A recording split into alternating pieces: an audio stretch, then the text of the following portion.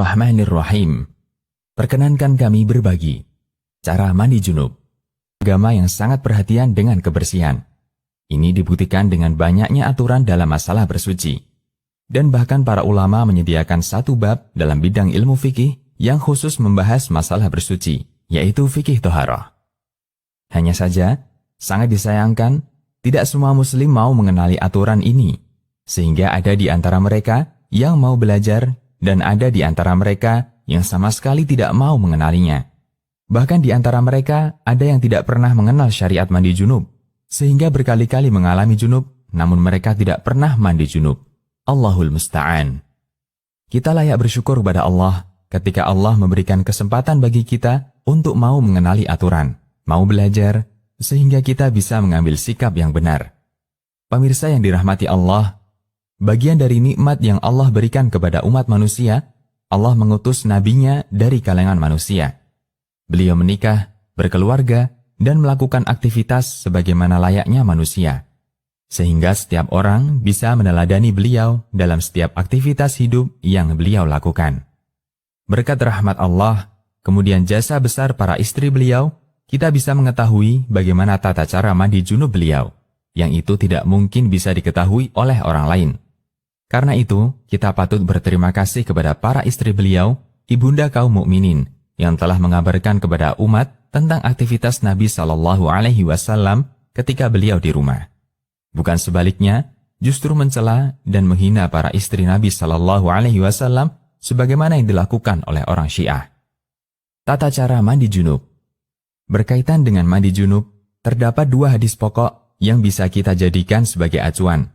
Kedua hadis tersebut berasal dari dua istri Rasulullah Sallallahu Alaihi Wasallam, Aisyah dan Maimunah radhiyallahu anhuma. Hadis pertama, hadis Aisyah radhiyallahu anha. Beliau menceritakan, anna Nabiyya Sallallahu Alaihi Wasallam kana idza iktasala minal janabah bada'a faghasala yadayhi, thumma yatawadda kama yatawadda'u lis-shalah, thumma yudkhilu asabi'ahu fil ma' fayukhallilu biha usula sya'ri. ثم يسب على رأسه 3 غراف بيديه ثم يفيض الماء على جلده كله. Yang artinya bahwa jika Nabi Shallallahu Alaihi Wasallam mandi junub, beliau memulainya dengan mencuci kedua telapak tangannya, kemudian beliau berwudu sebagaimana wudu untuk sholat, lalu beliau memasukkan jari-jarinya ke dalam air, lalu menggosokkannya ke kulit kepalanya, kemudian menyiramkan air ke atas kepalanya dengan cidukan kedua telapak tangannya sebanyak 3 kali. Kemudian beliau mengguyurkan air ke seluruh badannya. Hadis riwayat Bukhari dan Muslim. Hadis kedua, hadis dari Ibnu Abbas. Beliau menyampaikan keterangan dari Maimunah yang menceritakan, wada'tu li Rasulillahi sallallahu alaihi wasallam ma'an yaghtasilu bih, fa'afragha ala yadayhi, faghasalahuma marrataini aw 3. ثم أفرغ بيمينه على شماله فغسل مذاكره ثم دلك يده بالأرض ثم مضمض واستنشق ثم غسل وجهه ويديه ثم غسل رأسه 3 ثم أفرغ على جسده ثم تنحى من مقامه فغسل قدميه. Yang artinya, aku pernah menyediakan air mandi untuk Rasulullah Sallallahu Alaihi Wasallam. Lalu beliau menuangkan air pada kedua tangannya dan mencuci keduanya 2 kali atau 3 kali. Lalu beliau menuangkan air dengan tangan kanannya ke tangan kirinya. Kemudian beliau mencuci kemaluannya. Setelah itu beliau menggosokkan tangannya ke tanah. Kemudian beliau berkumur-kumur dan memasukkan air ke dalam hidung. Lalu beliau membasuh muka dan kedua tangannya. Kemudian beliau membasuh kepalanya 3 kali dan mengguyur seluruh badannya. Selanjutnya, beliau bergeser dari posisi semula, lalu mencuci kedua kakinya di tempat yang berbeda. Hadis riwayat Bukhari dan Muslim. Dengan menggabungkan hadis di atas, bisa kita simpulkan urutan tata cara mandi sebagai berikut. 1. Menuangkan air dan mencuci kedua tangan. 2. Mengambil air dengan tangan kanan untuk mencuci kemaluan dengan tangan kiri. Kita juga bisa gunakan gayung untuk kegiatan ini. 3. Menggosokkan tangan kiri ke tanah. Ini bisa kita ganti dengan sabun. 4. Berkumur dan menghirup air ke dalam hidung, kemudian dilanjutkan dengan berwudu, namun tidak sampai mencuci kaki karena bagian ini diakhirkan. 5. Ketika mulai membasahi rambut, sela-selai pangkal rambut dan basahi dengan air, sampai seluruh kepala dan rambut basah. 6. Siram kepala 3 kali, dilanjutkan dengan menyiram seluruh anggota badan. 7. Mengguyur air ke seluruh badan dengan mendahulukan yang kanan.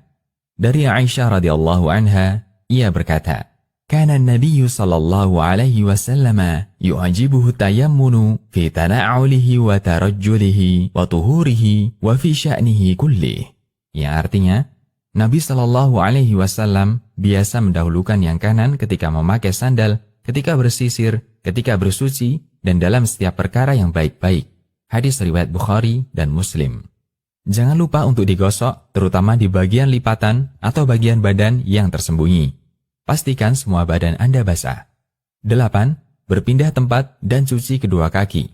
Jangan lupa sela-selai jari kaki sampai Anda yakin seluruh kaki Anda basah. Demikian, semoga Allah memudahkan kita untuk meniti sunnah Nabi-Nya sallallahu alaihi wasallam.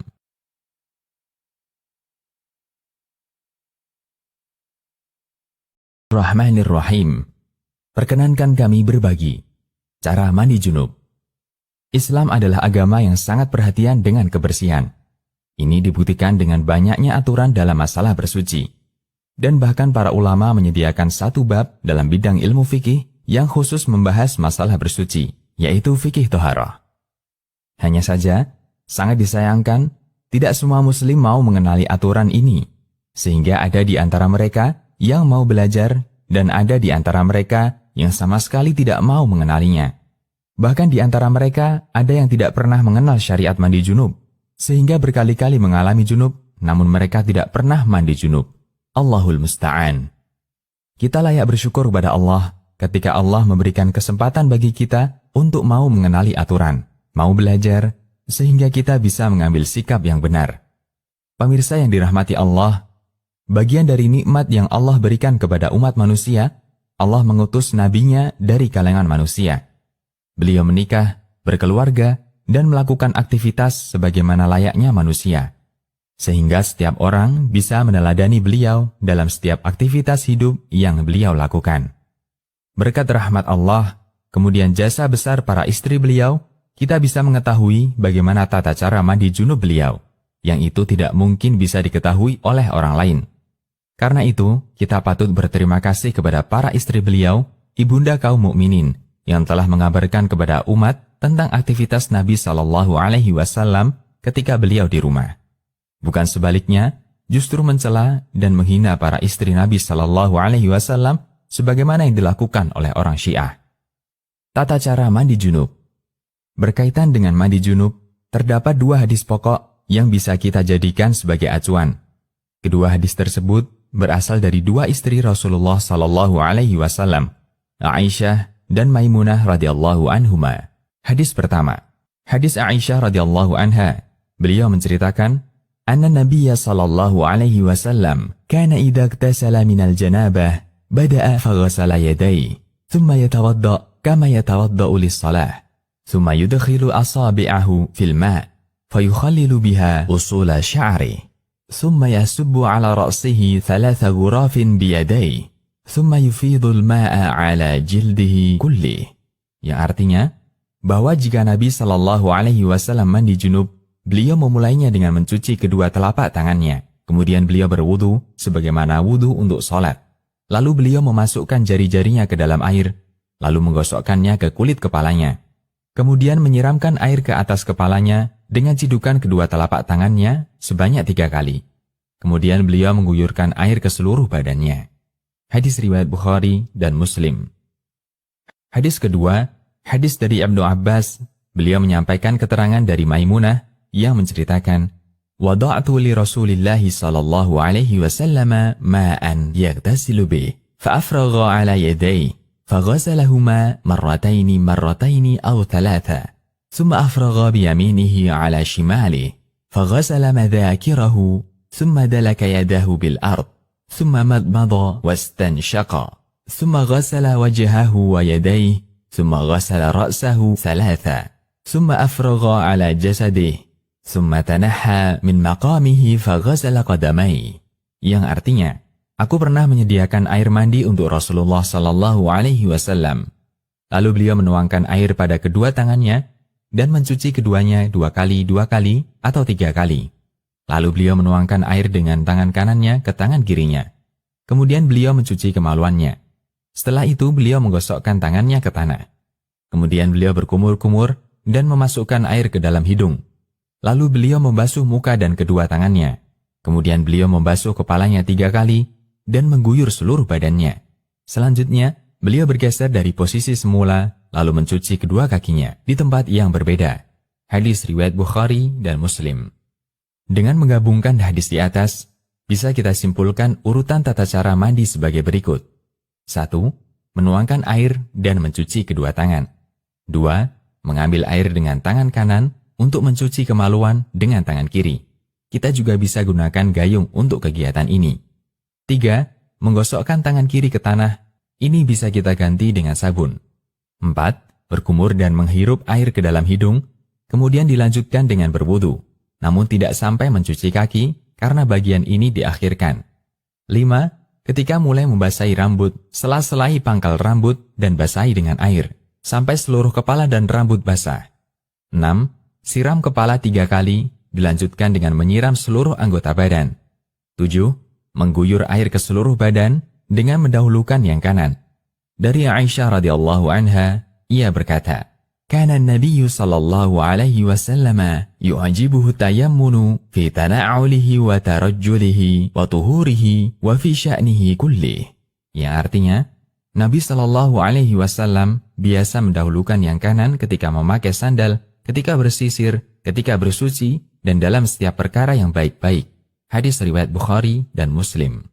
Jangan lupa untuk digosok, terutama di bagian lipatan atau bagian badan yang tersembunyi. Pastikan semua badan Anda basah. 8. Berpindah tempat dan cuci kedua kaki. Jangan lupa sela-selai jari kaki sampai Anda yakin seluruh kaki Anda basah. Demikian, semoga Allah memudahkan kita untuk meniti sunnah Nabi-Nya Sallallahu Alaihi Wasallam.